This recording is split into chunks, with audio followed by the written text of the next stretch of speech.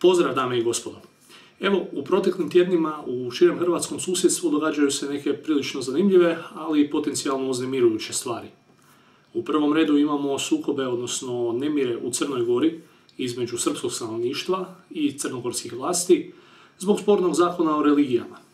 Te nemire potiče Beograd, potiče Srpska pravoslavna crkva kao legitimni oblik borbe protiv zakona s kojima se oni ne slažu, no neki čelnici srpskog stanovništva u samoj Crnoj Gori su zapravo prijetili već i građanskim ratom.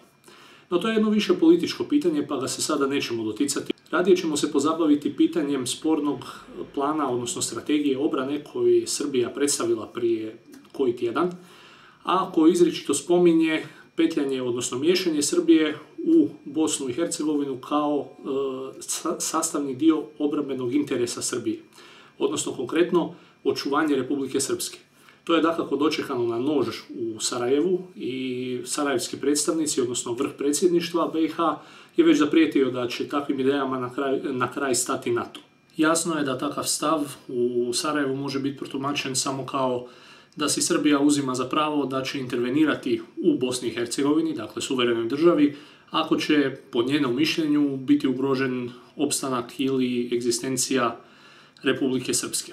No zanimljivo je i to da je prva reakcija Željka Komšića, dakle predsjednika predsjedništva BiH, bilo to da se prijeti sa time da će NATO izaći na Drinu i spriječiti takve snove i takve ideje da se realiziraju.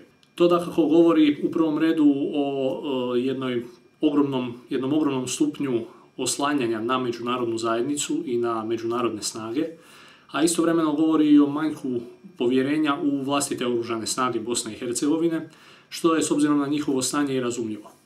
Oružane snage Bosne i Hercegovine podijeljene su po etničkim linijama.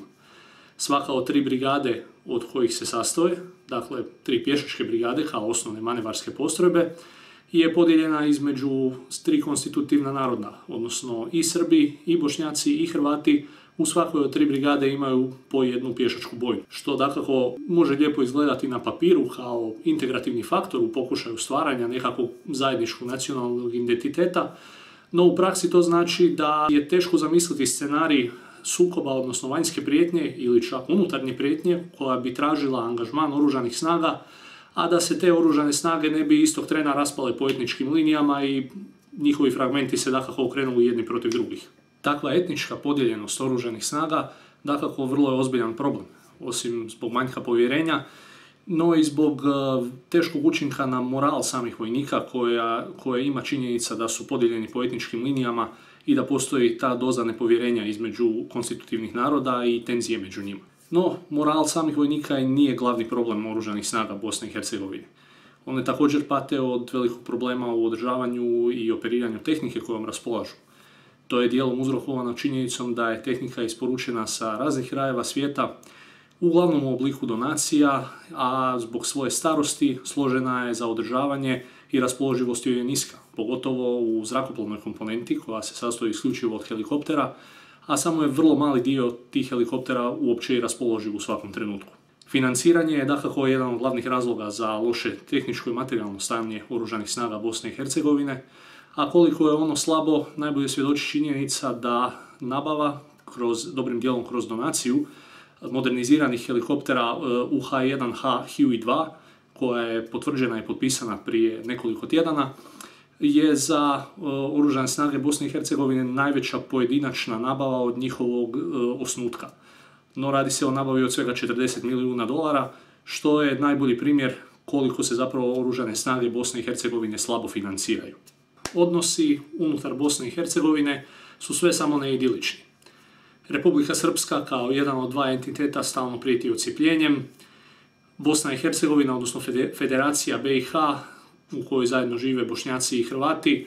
S jedne strane Bošnjaci od nje pokušavaju stvoriti nekakvu unitarnu islamsku državu, Hrvati se marginaliziraju, tako da nijedan od 3 konstitutivna naroda nije pretjerano sretan sa druga 2. U takvim okolnostima cijela situacija podsjeća na kulu od karata koju manje više na okupu drži ljepilo, odnosno međunarodne snage Europske unije koje se nalaze unutar Bosne i Hercegovine. Razumljivo je naravno da za svaku državu koja na svom teritoriju ima raspoređene borbene postrojbe mirovnih međunarodnih snaga To vrlo loše govori o njezinim izgledima za nekakvu stabilnost ili prosperitet u bilo kakvoj skorijoj budućnosti. A snage koje su smještene unutar Bosne i Hercegovine su pogotovo za pojmove uvjeta u kojima ne traju kontinuirane borbene operacije kao što je primjerice Afganistan, poprilično značajne. Međunarodne snage razmještene u Bosni i Hercegovini djeluju pod okriljem EUFOR-a, iako nisu sve članice koje sudjeluju članice i Europske unije. Trenutno u misiji EUFOR-a, operaciji Althea, sudjeluje 20 zemalja sa ukupno 600 vojnika. Iako većinu tih snaga trenutno čine Austrija, Mađarska i Turska. Razlog tome je što ove tri države daju glavninu snaga za osnovnu manevarsku formaciju samog EUFOR-a, a to je motorizirana multinacionalna bojna koja je smještena u kampu Butmir u Sarajevu. Iako je riječ o postrojbi koja nema teško oružje i tešku opremu, dakle riječ je o motoriziranoj bojni, raspolažu potporom kao što je helikopterski transport, ali po svojoj prilici je, s obzirom na disfunkcionalnost oružanih snaga Bosne i Hercegovine, borbeno najefikasnija postrojba u toj državi, barem za sada. Druga značajna stvar koju treba imati na umu je da tih 600 vojnika nije jedino što EUFOR ima, odnosno nije jedino čime misija Althea može raspolagati. U slučaju potrebe, u vrlo kratkom roku u Bosnu i Hercegovinu se mogu razmjestiti značajne dodatne snage, što je proces koji se i vježba svake godine, obično krajem godine, evo ove godine je bilo riječ u listopadu, u vježbi Brzi odgovor. Što govori koliko međunarodna zajednica smatra važnim da ima spremne snage koje se mogu vrlo brzo razmjestiti u Bosnu i Hercegovinu, što opet znači da itekako vidi potencijalno žarište u BiH. Sama misija EUFOR ima osnovnu zadaću jamčenja opstanka Dejtonskog sporazuma. Kao takva glavna je zadaća pružanje stabilnosti, stabilizacija, sprječavanje eskalacije međunacionalnih sukoba. Još jedan važan čimbenik u ocjenjivanju obrambenih kapaciteta bilo koje države je dakako i njezina obrambena industrija. U Bosni i Hercegovini, kao i manje više sve ostalo, i ona je podijeljena između Federacije Bosne i Hercegovine i Republike Srpske. Obrambena industrija Federacije BiH uglavnom raspolaže sa većinom proizvodnih kapaciteta za proizvodnju gotovih borbenih sustava ili streljiva. Tamo se proizvodi i streljivo koje čini najveći dio vojnog izvoza Bosne i Hercegovine. Postoje kapaciteti i projekti za proizvodnju pješačkog oružja poput jurišnih pušaka, iako se samo radi zapravo o moderniziranim verzijama kalašnjikova. No, postoje kapaciteti za proizvodnju složenijih sustava kao što su samohodne haubice u kalibru 155 mm. Za sad ta haubica nije postigla neki izvozni uspjeh ili je uvedena u službenu upotrebu bilo gdje, no riječ je o konceptu vrlo sličnom srbijanskoj Nori B-52, odnosno samovoznoj haubici na kamionskoj šasiji. Uz to proizvode se različite vrste projektila, minobacača, eksploziva i sl. U Republici Srpskoj pak je većina tvornica koje su sposobne i spremne za provođenje remonta i održavanja različitih složenih borbenih sustava, kojih dobar dio Bosna i Hercegovina već dulje vrijeme i onako nema u operativnoj upotrebi, no razvijaju se i zasebni kapaciteti poput proizvodnje oklopnog vozila Despot, prvenstveno usmjerenog na vlastite policijske snage. Kada se uzmu u obzir ti kapaciteti, jasno je da Bosna i Hercegovina ne može proizvoditi teško oružje i tešku opremu u nekom značajnijem broju, ali itekako može naoružati i opremiti i opskrbljivati streljivom pješačke snage kakve bi bile i dominantne u bilo kakvom mogućem etničkom sukobu koji bi potencijalno mogao u njoj izbiti. Kraj oružanih snaga Bosne i Hercegovine koje su u stanju u kojem jesu i kapaciteta njezine obrambene industrije, jasno je da Srbija može djelovati kao prava vojna sila. Svakako je riječ o vojsci koja je u posljednje vrijeme znatno podigla svoju razinu funkcioniranja i sposobnosti nabavom značajnih količina vojne tehnike ili pak primanjem donacija iste.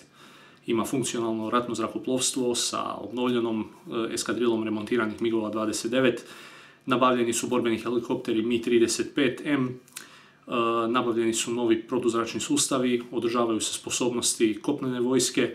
Vojna industrija radi poprilično intenzivno na projektima koji su manje ili više uspješni, ali mogu pronaći svoje mjesto barem u samoj vojsci Srbije i njezini kapaciteti za provođenje kopnenih operacija se ne mogu zanemariti.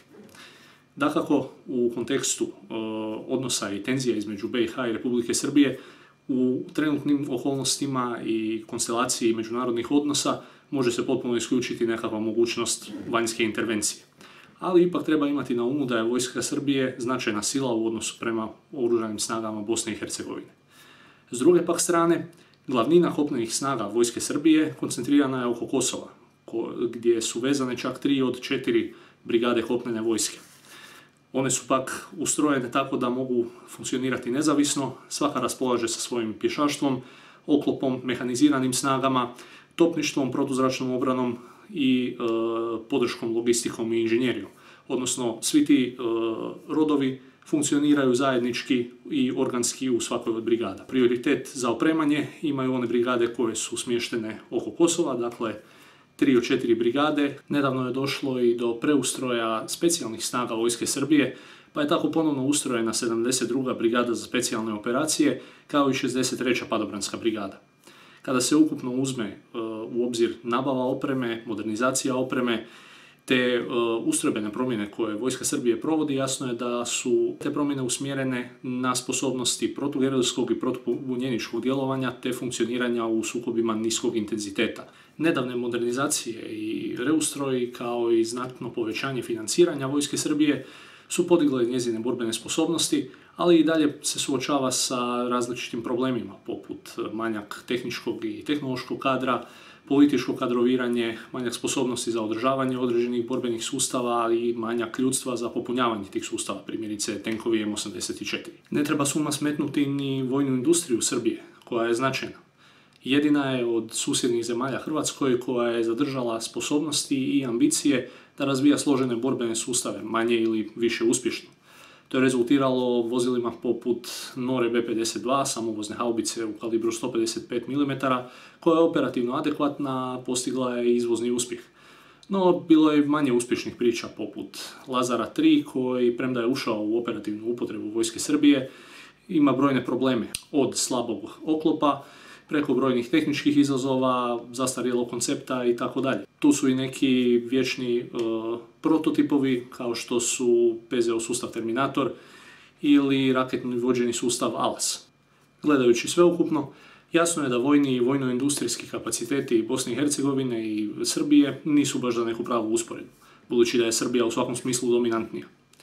Stoga se može i razumjeti zašto je vodstvo u Sarajevu tako oštro reagiralo i zašto se prvo sjetilo toga da prijeti sa time da će NATO izaći na Drinu. Kad se gleda konstelacija međunarodnih odnosa, barem u trenutnom stanju u svijetu, teško se može zamisliti scenarij gdje bi Srbija izravno išla intervenirati u Bosnu i Hercegovinu. Da je više riječ o deklarativnoj podršci Republici Srpskoj nego stvarnom planu da vojska Srbije intervenira u Bosni i Hercegovini. Puno je vjerojatnije da bi se koristio već prokušani obrazac, odnosno agitiranje lokalnog srpskog stanovništva, događanja naroda, barikade i dalje oružani sukobi. Što je točno onaj scenarij za koji je EUFOR uvježban i čija mu je uloga da ga spriječi. Hoće li do toga u bližoj budućnosti doći? Vjerojatno neće, no s obzirom na rast tenzija u susjedstvu, jasno je da se ne mogu isključiti nikakve eventualnosti. Toliko za danas. Nadam se da vam je bilo zanimljivo i informativno. Svakako komentirajte, lajkajte, dijelite video i pretplatite se naravno na moj kanal.